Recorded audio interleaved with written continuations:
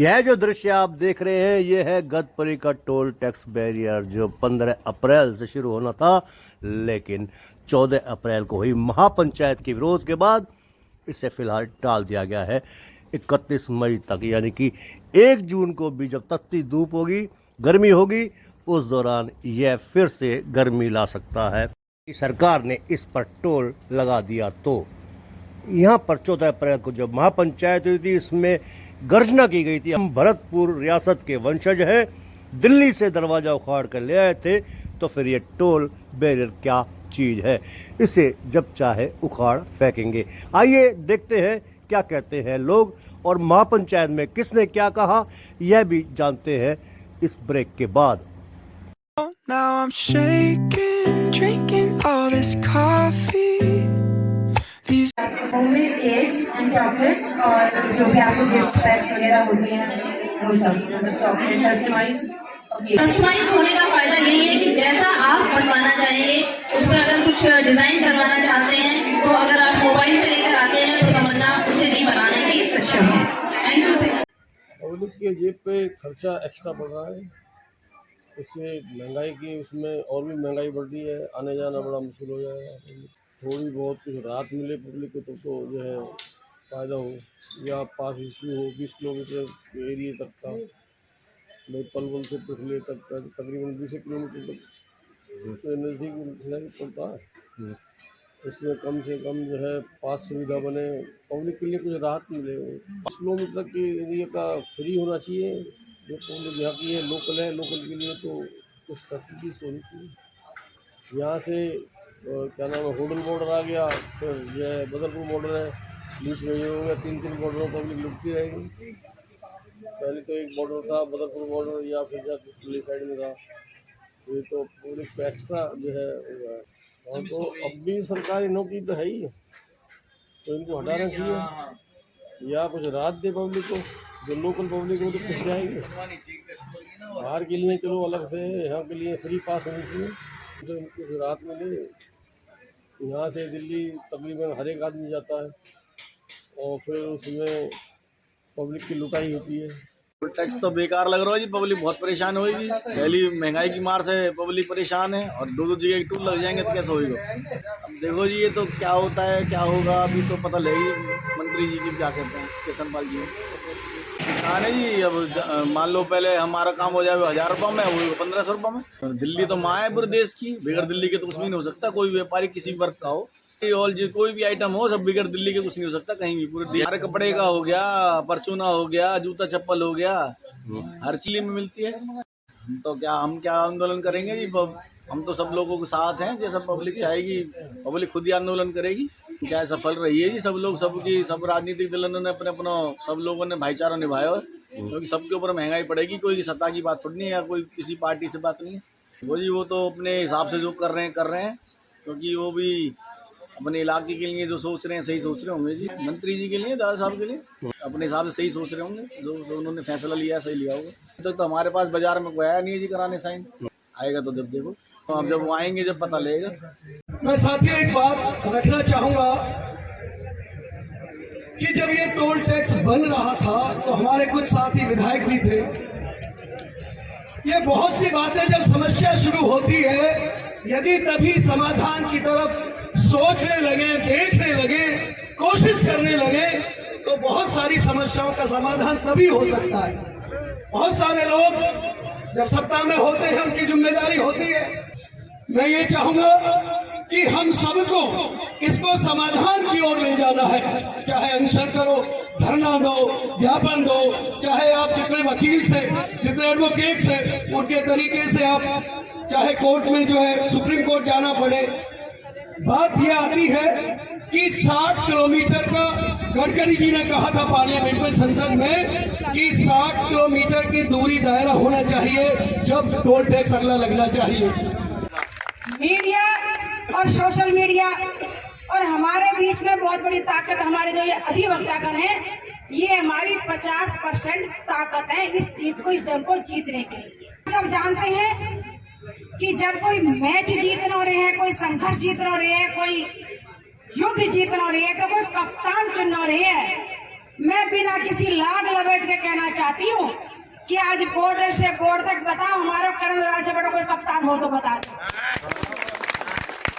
सबसे पहले स्टे लेना चाहिए ताकि सरकार को पता लग जाए कि यहाँ भी कोई सवा से बस है। मैं स्वयं भुगत भोगी हूँ, मैं प्रैक्टिकल बात कर रही हूँ कि मैं रोज मित्र वाले से उससे गुजरू हूँ। कोई पहचान ले कि सचिवाला है तो क्या बहन जी चाह ना पहचाने तो नानू देखे महिला का 10 रुपया वास्तव में जीना हराम कर रखे वहाँ पे कति। और बैठे भी हुए उनको मैं नाम भी नहीं लूंगी। ऐसे लंबे लंबे बालों वाले छोरा यहाँ बैठेंगे, लड़ाई करेंगे, इलाके में लड़ाई होगी। इसलिए मैं कहना चाहती हूँ कि आदरणीय करण दलाल जी, आप इस युद्ध के कप्तान बनो और स्टे लेकर के इसको ऐसे उखाड़ दो जैसे गधे के सिर से सींग कटे। कहीं 200 करोड़ घोटाला फैजाबाद में, कहीं 50 करोड़ का घोटाला होटल में, कहीं टोल टैक्स में तो बड़ा हमारी छाती पर दे दिया। यूं फैजाबाद ही पाया क्या सरकार है? या हमारे नाम से फिर कह रही हूँ, राजनीति से ऊपर उठ के कह रही हूँ कि आपको इस इलाके में 5 बार ताकत दी है और अब फिलहाल आप इस मजबूरी में, हमारे इस दुख में हमारे कप्तान बनकर के हमें स्टेज दिलाए, इसे प्रतिबंध लगाए। सबसे बड़ी बात तो इसमें 3-4 दिन से 5-6 दिन से आप दलाल साहब को भी सुन रहे होंगे और सभी को सुन रहे होंगे। मैं कोई राजनीति की बात न कर रहा हूँ। तो इस उसमें तैयारी तो शायद दलाल साहब ने और सब भाइयों ने कर ली, लेकिन बात एक अहम ये है कि यहाँ से लेके आप या तो चंडीगढ़ निकल जाओ या रोहतक निकल जाओ या मेरठ की तरफ निकल जाओ। भैया ये सबरी बात हमारे इलाके में क्यों? ये आज हमारे मान सम्मान को ललकारा है इन लोगों ने। अपनी राजनीति से ऊपर उठ के पहले सबने कहा कि भाई दलाल साहब ही हमारी लड़ाई लड़ सकते हैं, इसमें कोई बात नहीं है, लेकिन मैं दलाल साहब के लिए नहीं लड़ सके। आज जो टेक्चर शर्मा जी ने कहा कि भाई महापंचायत का आयोजन है, हम किसी पार्टी के नेता को नहीं, हम किसानों के बेटा को और मजदूरों के बेटा को यहाँ बुला रहे हैं। तो अगर आप वास्तव में अपने इलाके का सम्मान चाहते हो तो धर्म ईमानदारी हाथ खड़े करके कहो कि भाई जो कमेटी फैसले कर लेगी, जो भी आगे कर लेगी, हम अपने घर में तो नहीं कहेंगे भाई यहाँ राजनीति है रही है, यहाँ इलाके के मान सम्मान की लड़ाई है रही है, उसमें साथ दो तो हाथ उठाओ, ना तो भाई फिर इकले दलाल साहब के ऊपर हाथ पहुंचे ना और अपने घर में। जब तक हम लोगों की ताकत साथ न होगी, अगर आप ये कहो कि भाई दलाल साहब आगे बढ़ो या ये कमेटी आगे बढ़े और ये महापंचायत के रूप में हम इस लड़ाई को लड़ेंगे, तो इस लड़ाई आगे शुरू करो। ना तो भाई हकीकत में सुशील बहन जी ने एक बात कही कि तो ये आज दलाल साहब इसका फैसला भी करके जाओ। जूतन जो बातों के जो है ना ये जूतों से मानेंगे, इनके हाथ में नौजवान आज इतनी शक्ति है, लठ ले लो और आप कोर्ट की लड़ाई लड़ो। और जब तक कल यहाँ कोई फीता काट रहे तो नहीं हो, ये ब्रिज के लागे की शक्ति है, तुम दरवाजा तोड़ रहे हो वहां से दिल्ली से। तो अगर आप हाथ उठा के भगवान की सौगंध देके बच्चा खाए कि आज तो आए ले आगे लाएंगे 10-10 अपने पड़ोसी में और यह लड़ाई लड़ो तो शुरू करो, नहीं तो कोई बात नहीं है। हाथ उठा रहे हो शाम को वक्त भैया, सबने उठा रहे हो तो यह लड़ाई शुरू करो। जय हिंद जय भारत। यहाँ ज्यादातर भाई सरदारों सुझाव देने की बात ही, लेकिन लोग हम भाषण देने लगे। ये कोई किसी पार्टी का मंच नहीं है, एक महापंचायत बुलाई है और बुलाइए पंडित टेकचंद शर्मा जी को। वैसे तो इसके लिए मैं धन्यवाद दूं, लेकिन बीजेपी के बोए हो रहे हैं, लेकिन देर आए दुरुस्त आए, अच्छी बात है। चलो इन्होंने अपनी गलती मान ली, पंचायत इकट्ठी करके अच्छी बात, जब शुरुआत अच्छी की। अब तो पंचायत में ये भाई सरदारों हमारा सुझाव है, यहाँ भाषण देके न्यू चले जाएंगे तो फायदा न है। और इसमें सबसे ज्यादा जो भागीदारी की जरूरत है वो पृथ्वी की है। न्यू समझ ले पृथ्वी जो चाहेगा वो होगा, पृथ्वी न चाहेगा तो कुछ भी ना होगा। तुम कह ही रहे हो अगर ये लेंगे तो टैक्स लेंगे और न लेंगे तो न भी लेंगे। तो सबसे पहले जो भागीदारी है पृथ्वी की है। जो मैंने विधानसभा में भी इस चीज की गवाही देने के लिए हमारे दलाल साहब हमारे बीच में हैं और भी जगह पे भिन्न भिन्न समय पे ये बात उठाई। जब 2017 में इसके टोल लगाने की बात आई तो उसमें एक कंडीशन थी कि जब तक 6 लेन एक्सप्रेस वे नहीं बनेगा तब तक इस पर टोल नहीं लगाया जा सकता। आज सीकरी का पुल बन गया, बघौला का पुल क्यों नहीं बन रहा? क्या कारण है कि या तो हमारे प्रतिनिधित्व करते हैं जो साथी जिस समय पर विधानसभा में होते हैं उनमें कमजोरी होती है, और उनके जब जिस समय पर बयान आते हैं उसको देख करके दिल दुखी होता है। आज भी एक नेता ने, हमारा जो प्रतिनिधि है, यहाँ के विधायक हैं, उन्होंने इनसे कहा कि टोल ठीक लगा हुआ है। काठ की हांडी एक बार चढ़ती है, बार बार नहीं चढ़ती। मेरे दोस्तों, इस चीज का आप ध्यान दे लो कि अगर मान लो ये ठीक लगा हुआ है, जब हमारा प्रतिनिधि अगर ऐसा कहता है तो हम संघर्ष किससे करें? ये बड़ी शर्मिंदगी की बात है।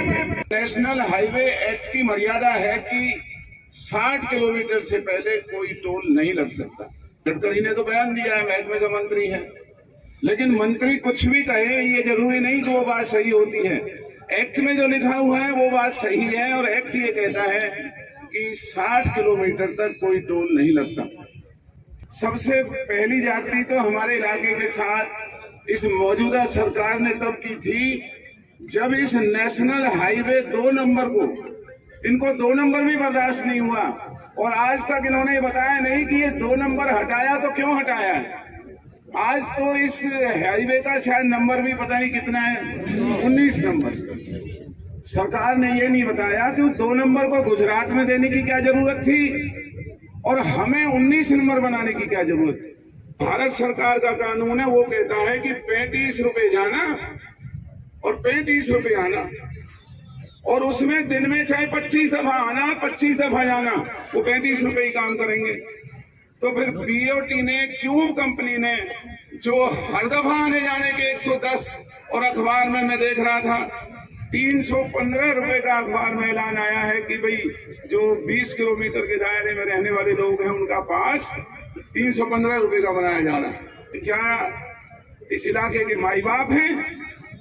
कौन है ये गुलाम जो हमारे इलाके की आबरू और इज्जत और हमारी सुख और सुविधाओं का ठेका कर रहे हैं? लानत है उन सरकार के हुक्मरानों की जो हमारे रक्षक होने के साथ साथ हमारे बनाए हुए, हमारे ही उस पर करने की बजाय हमारे दुखों का उद्घाटन करने के लिए घरों से निकलते हैं। क्या हक है ये टोल लगाने का, जब पलवल में 6 लेन प्रोजेक्ट कानून से ये बनना है, कंपनियों के हस्ताक्षर हैं। आज 4 लेन का ये जो पुल बना है पलवल के अंदर, ये कौन से कानून से बना है? सरकार बताए। जब ये कॉन्ट्रैक्ट की मर्यादाएं पूरी नहीं हुई, कानून की मर्यादाओं को पूरा नहीं किया गया, 6 लेन का हमारा पलवल के अंदर पुल नहीं बना, और जैसा टेकचंद शर्मा जी ने कहा कि बघौला तक में कोई पुल नहीं है, जहां से निकलने में कितने जो ट्रक आते हैं जनौली की तरफ से, कितने बड़े वहां जाम लगते हैं। जब कुल्हाड़ी पेड़ को काट रही थी तो पेड़ ऊपर बैठा देख रहा था, रो रहा था, इस कुल्हाड़ी की तो क्या हिम्मत है, ये जो बेटा इसमें लगा हुआ है ना, ये बेटा मेरी लकड़ी का है, इसलिए इसकी हिम्मत है जो ये मुझे काट रहा है। आज सरकार के विधायक और सांसदों को ये बताना होगा कि ये गैर कानूनी तरीके से, गैर मर्यादित हमारे ऊपर ये जो जजिया कर लग रहा है, ये क्यों लगाया जा रहा है।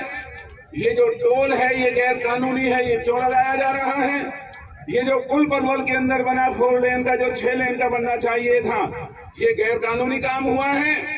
और इतना बड़ा फ्रॉड, हजारों करोड़ रुपए का फ्रॉड इस सड़क के निर्माण में हुआ है, जिसके अंदर भारतीय जनता पार्टी के नेता शामिल हैं, इनके अधिकारी शामिल हैं, चाहे वो राष्ट्रीय राजमार्ग मंत्रालय है, चाहे ये प्राइवेट में जो काम कर रहे हैं ये हैं, या वो ठेकेदार हैं। कोई कानून की मर्यादा का पालना नहीं हुआ।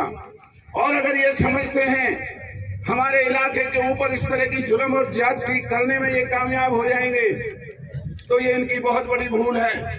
जिन्हें विधायक बनना है वो विधायक बनना, जिन्हें सांसद बनना है वो सांसद बनना, लेकिन अगर ये अत्याचार इस इलाके ने नहीं रोका तो आने वाले समय में हमें कोई माफ नहीं करेगा। सरकार के ऊपर हाई कोर्ट के अंदर, सुप्रीम कोर्ट के अंदर हम सीधे एफिडेविट देकर के इल्जाम लगाएंगे कि सरकार के मंत्रियों की, सरकार के अधिकारियों की और इन बेईमान ठेकेदारों की मिलीभगत से ये सबसे पहले तो इनके खिलाफ जांच होनी चाहिए कि जो मनमाने रेट लगा करके इन्होंने जो काम 1000 करोड़ में हो सकता था वो आज कितने हजार में क्यों हो रहा है, एक तो इसकी जांच हो। दूसरा, जब ये NHAI का कानून इजाजत नहीं देता कि गतपुरी के ऊपर टोल बने, कौन से कानून के तहत गतपुरी के अंदर टोल बनाया जा रहा है, हमें कानून बताएं, हमें कम से कम बताया तो जाए। सब कुछ NHAI के कानून में लिखा है, पढ़वाएं हमें। कानूनी लड़ाई भी हमें लड़नी पड़ेगी। और मैं आपसे ये हाथ जोड़ कर निवेदन करता हूं कि मेरा कई दफा नाम लिया, मैं तो कुछ भी नहीं, मेरी क्या हैसियत है? हैसियत है तो इस इलाके की है, आप सबकी है। अगर सभी भाई साथ हैं तो इलाके की हैसियत बनी रहेगी। एक मेरे जैसा आदमी इलाके की लड़ाई नहीं लड़ सकता। जब भाई टेकचंद जी ने ये पंचायत का आह्वान किया और आप सबने आने की हामी भरी मैं देख रहा हूँ और धन्यवाद करता हूँ सबका, कि चाहे वो किसी भी राजनीतिक विचारधारा का है, इलाके के दुख में यहाँ आया है और सहयोग की बात की है। कानून की एक एक रूह से, इन्हीं के कानून की रूह से, इनके एक एक कपड़ा उतार करके अगर इस इलाके के सामने इनको नंगा करके ये साबित नहीं किया कि ये बेईमानी है हमारे साथ, और ये सरकार करे या ना करे, कानून से हम लड़ेंगे।